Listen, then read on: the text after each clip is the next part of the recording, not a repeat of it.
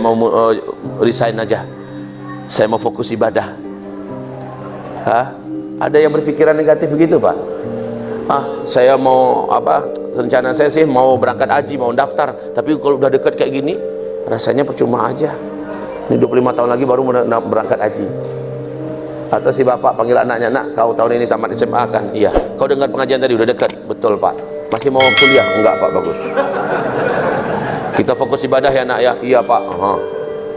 Yang mau nikah, rencananya bulan Desember mau nikah nih.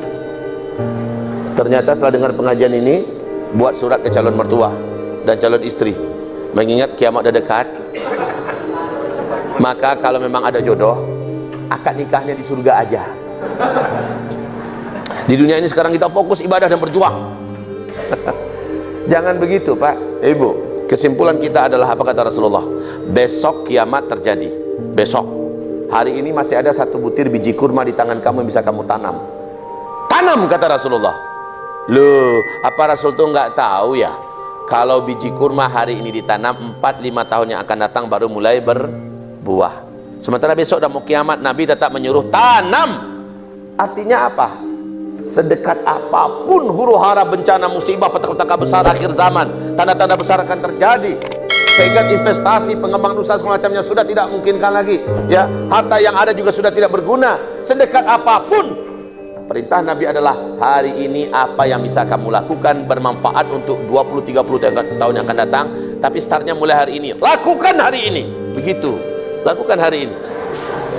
Baik Bapak Ibu, ya begitu. Sedekat apapun, apa hari ini yang bisa bermanfaat kita kerjakan hari ini, Pak. Kerjakan walaupun hasilnya 20-30 tahun yang akan datang. Karena Allah tidak akan bertanya apa hasilnya. Yang Allah tanya apa yang kamu buat. Apa yang sudah kamu gores prestasinya. Yang sudah kamu lakukan. Maka apapun hal yang bermanfaat dari sekarang bisa dibuat. Buat, selama itu bermanfaat buat dunia, buat agama, buat bangsa, maka lakukanlah. Ya Bapak Ibu, tirulah para sahabat. Sahabat-sahabat sedang mendengarkan bahwa begitu dekatnya kiamat terjadi, bahwa mereka yang masuk yang akhir zaman, semangat mereka membara untuk melakukan apapun yang paling berguna, bermanfaat buat hidup dunia mereka, buat agama mereka, dunia dan akhirat. Masya Allah. Dan mereka total akhirnya. Maka Islam dengan cepat maju dan jaya di zaman Rasulullah dan para sahabat ini, karena para sahabat yakin udah mau kiamat kok, ngapain juga saya berleha-leha, ngapain juga saya menyia-nyiakan waktu. Yang biasa melakukan yang salah-salah, stop, berubahlah kepada yang soleh-soleh. Ya, kepada yang biasanya selama ini masih berleha-leha, stop, manfaatkan setiap menit dan jamnya untuk memperbanyak amal soleh. Udah dekat loh segala petaka dan huru-hara. Global, kehancuran ekonomi global, di mana memaksa manusia kembali menggunakan emas sebagai mata uangnya. Kehancuran ekonomi global. Kemudian pada zaman kita ini juga akan terjadi bencana-bencana alam yang paling besar.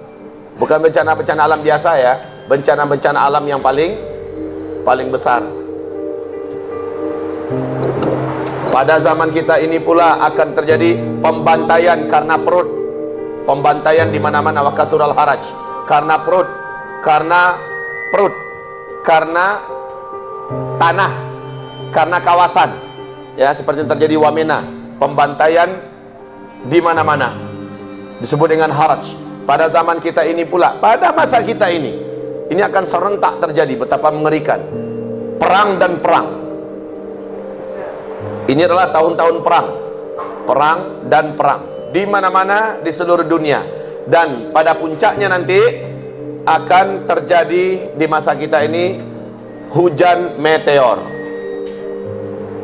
Hujan meteor. Maaf, ini ada yang harus saya tambahkan: kemusyrikan, kemunafikan, kemurtadan, plus maksiat yang besar-besar oleh seluruh umat-umat celaka dahulu yang diazab oleh Allah. Pada masa kita ini akan dibuat serentak, sehingga alasan Allah untuk menurunkan azab sudah tidak ada lagi.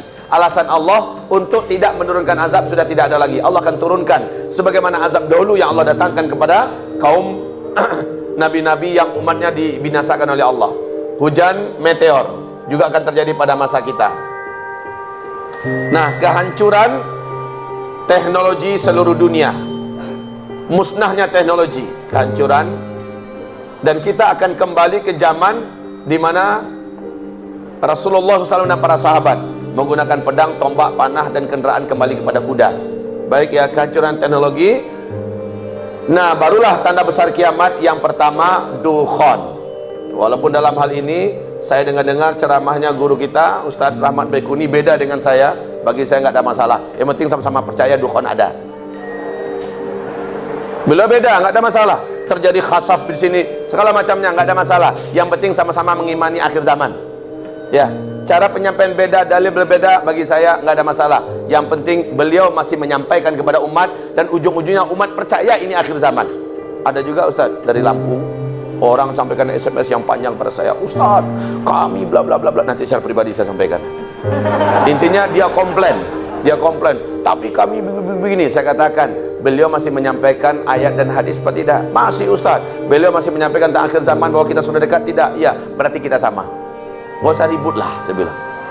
Tapi perbedaan ini nggak usah beda-beda apa-apa. Nanti yang nyatanya apa yang terjadi sebenarnya itulah yang benar. Sekarang kita baru berasumsi dengan dalil yang ada. Urut-urutannya juga seluruh hadis kacau. Seluruh hadis tentang akhir zaman nggak ada yang tertib menyampaikan. Jadi itu nggak usah diributkan. Tapi yang saya pegang ini ya, Ustaz Rahmat yang dipegangnya yang lain lagi, nggak apa-apa ya Ustaz ya. Yang kedua adalah Dajjal. Dan yang ketiga Nabi Isa AS Allah turunkan. Dan yang keempat barulah Ya'juj dan Ma'juj. Ini seluruhnya terjadi, seluruhnya terjadi di fase kita, fase keempat. Kan kita menjalani 5 fase. Fase pertama fase kenabian, 23 tahun lamanya. Fase kedua fase khilafah Rashidah ala minhajin nubuwah selama 30 tahun. Fase ketiga adalah fase khilafah dengan sistem kerajaan, mulkan abdan atau mulukan adudah, itu selama 1227 tahun lamanya. Kemudian fase keempat, fase kita sekarang, fase di mana Islam sedang tidak memimpin dunia. Fase Islam diperangi, kaum muslimin di dunia dizalimi. Inilah fasenya, fase keempat. Di fase ini kita menemukan ini. Dan kondisinya makin bertambah berjalan waktu ke depan, bukan makin ringan, tapi makin meningkat, makin tajam. Huru-hara dan kezaliman ya. Huru-hara dan kezaliman. Ustadz, kalau begitu Dajjal muncul di tahun ini Ustadz. Saya katakan Allahu a'lam. Cuman 3 tahun menjelang Dajjal keluar, ada tahun-tahun kemarau di muka bumi. Dan menurut hadis Nabi SAW, perjalanan yang akan kita saksikan ke depan bukan makin menurun atau standar, menengah, tapi terus meningkat tajam ke atas. Baik kaum muslimin, maksiat, kezaliman dan seterusnya, ini yang akan kita saksikan. Keadaan umat Nabi di akhir zaman, ini akan kita saksikan. Nah, siapakah yang akan selamat dari seluruh keadaan yang mengerikan ini? Saya ulangi balik, huru-hara dan kezaliman yang sampai kepada tingkat yang tertingginya. Kekeringan melanda di seluruh muka bumi sehingga makan menjadi sulit dan harga menjadi naik. Kemusyrikan yang menyebabkan orang-orang menjadi murtad dari agama Allah SWT.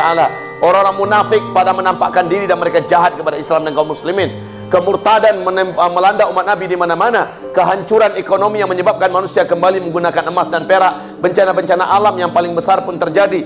Gunung meletus, tsunami, gempa-gempa dan sebagainya. Pembantaian di mana-mana, perang dan perang, hujan meteor, kehancuran teknologi. Lalu terjadilah tanda besar kiamat yang pertama, dukhan. Yang kedua, Dajjal. Yang ketiga, Isa. Yang keempat, Ya'juj dan Ma'juj. Ini adanya di penghujung fase kita, fase keempat.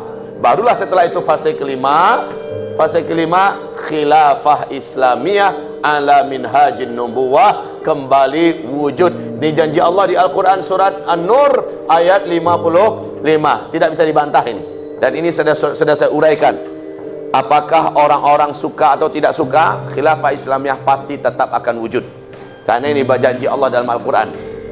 Baik, sekarang ini tahun apabila kita kaji-kaji tentang Imam Mahdi, apabila kita kaji-kaji tentang